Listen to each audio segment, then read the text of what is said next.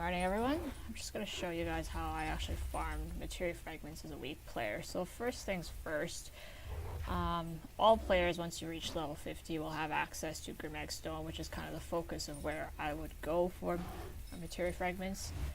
In terms of what you actually require, you do not need premium. I have premium, but it's convenience. It's not the end of the world if you don't have it. So what do you actually need to pull this off? Well, it would be helpful if you have something like the Fairy Summoning Wand, because this boosts your run speed in an urban area.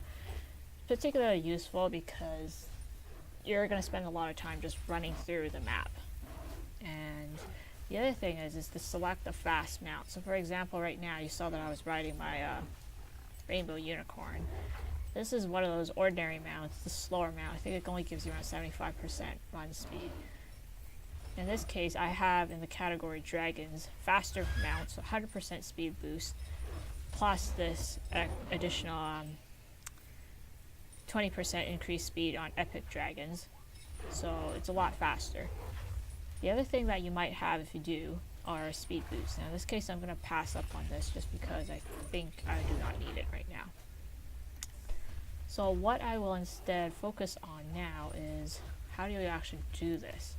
So if you have Materi Fragment glasses, these are quite handy. You can purchase them from various dealers for a small amount of Andermans. The other option is you do Parallel Worlds, and when you get these rankings, they will give you Materi Fragment glasses at the end of the season. So I have a whole bunch, but I'm not going to activate any just because I'm showing you how to do this. The other thing that's very useful is what's called a universal map. As far as I know, this item never goes on sale. It can be found, I believe, under the general tab right here for just under 4,000 Anders. It's a worthwhile purchase if you're trying to do this sort of farming because it really spares you the time that you don't have to spend time clearing out the mobs. You can just instantly teleport back out. So what do you actually do? I'm going to show you the first method, which is a lot easier and it's better for new players who just don't have the capacity to kill the boss yet. So what you do is you just go into Grimag Stone. Don't worry about this timer and whatever. Your main focus is what is in this corner right here. So luckily on our first run we have here the red thingy. So all you need to do is activate it. Now if you want to, you can spend the Materi Fragment glasses. I'm not going to since I'm just showing you guys what I do as opposed to actually farming them. By using this method though, you do not get a lot of leaderboard points, so just an FYI, this is not a great way to farm your leaderboard points. So here we go. Activate that, and if you were, this would be the time to click on that. So just kill your portals, pick up whatever buffs you can. By and large, just ignore the monsters unless they actually trap you, so keep your escapes ready. Now in terms of approaching this circle, there's ways to walk around it without actually triggering it. So if you notice, I actually haven't triggered the circle yet. So right now I can go all the way around the edge.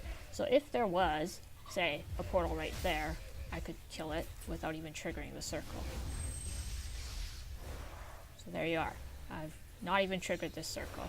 Now that's an important point because if you're just farming for the portals, you don't really want to trigger the circle. There's no point doing it and it just slows you down. On the other hand, once I show you method number 2, you'll understand why I would actually want to trigger the portal, but then method number 2 is a little harder to do.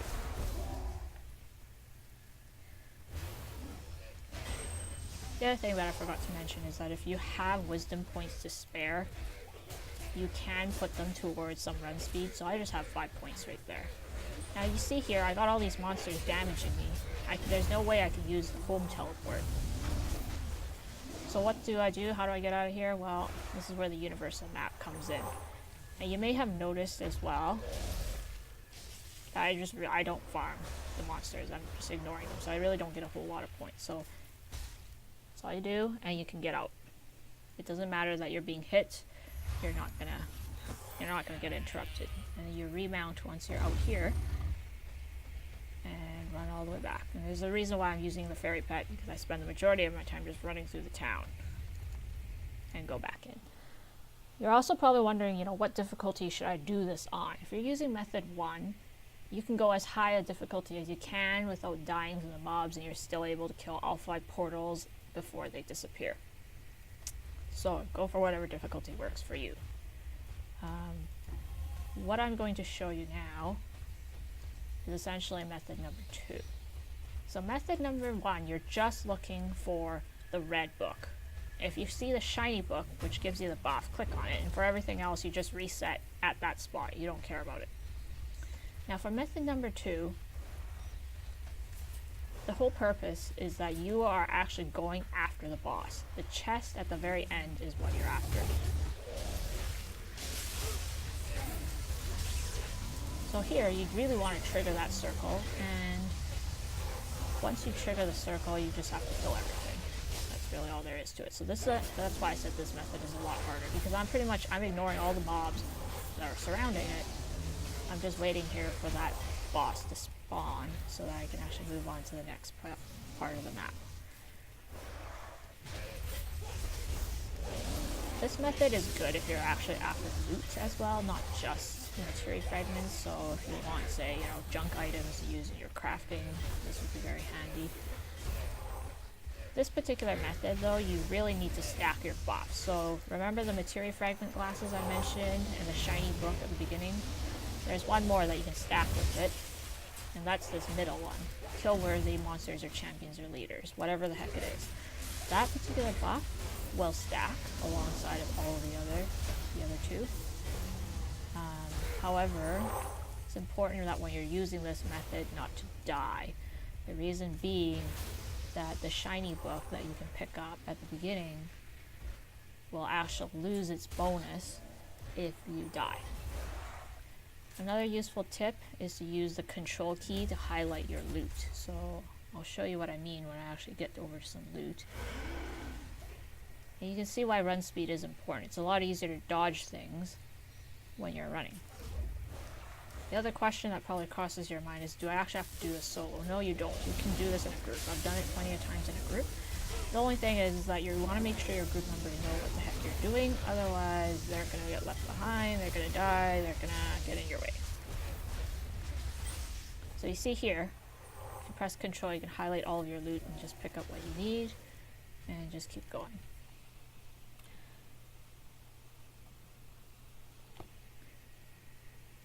So if you're brand new to level 55, this method number 2 that I'm showing right now, is definitely not ideal for you.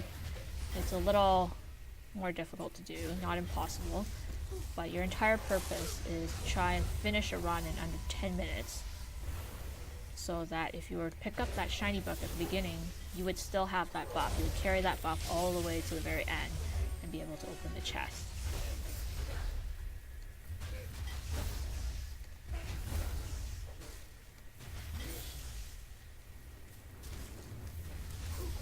If you're able to, you can ignore more mobs. If you're not able to, you will have to kill them. That just depends on you.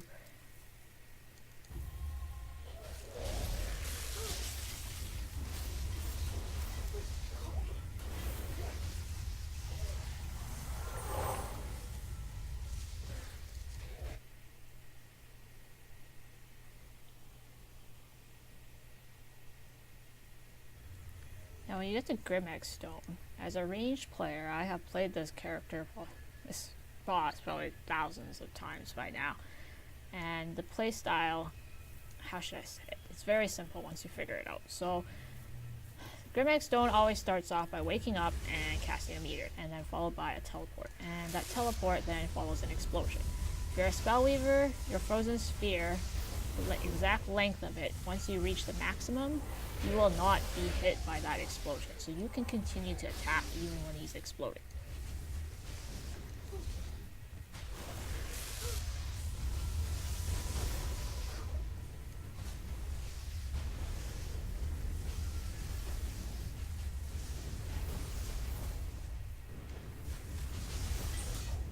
Okay, so he's dead.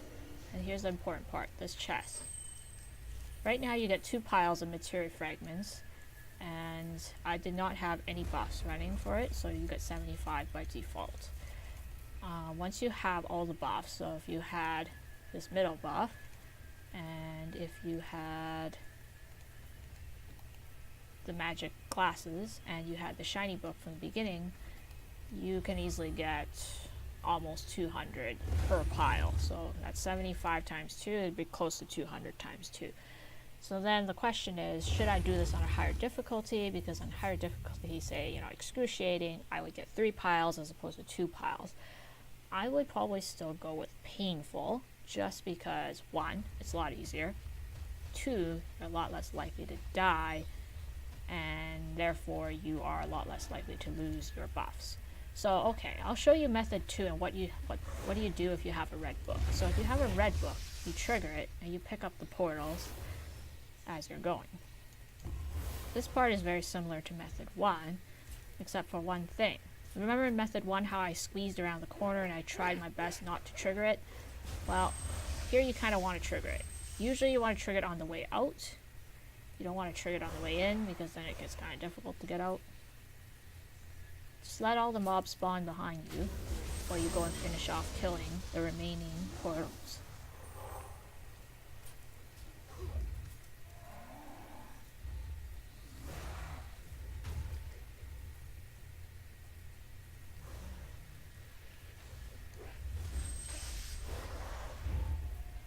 And once you're done, you just have to head back.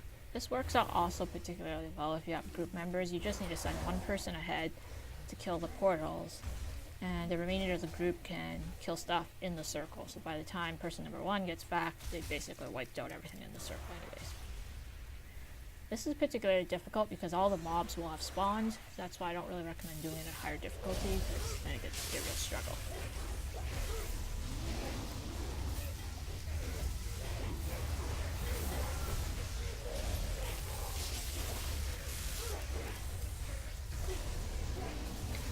Here's the focus target right there. That's really all that you need to kill. You don't need to kill everything else.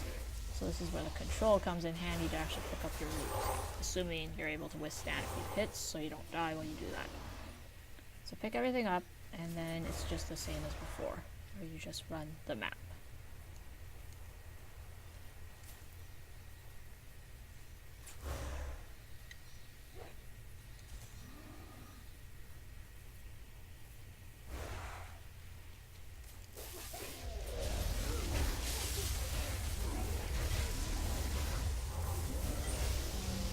That's really all that there is to it. However, I will say as much. There's a lot of rebalancing that's coming down the pipeline. It's not just our skills, the monsters, all of them will be rebalanced as well. So I don't necessarily know that this farming method is going to work after they do the next few updates. But just so you know, this is the method that I would use right now. If you want to farm with me, I would use method number 2. If you want to farm by yourselves and you're not strong enough to pull off method number 2, then just do method number 1. The other problem with method number 2 is that I'm usually doing it with Materi Fragment classes, so I don't talk to people for an hour. And this is also why I want to use voice chat, because then I don't have to stop and type at people, which I don't. And everybody wonders what happened to me for an hour.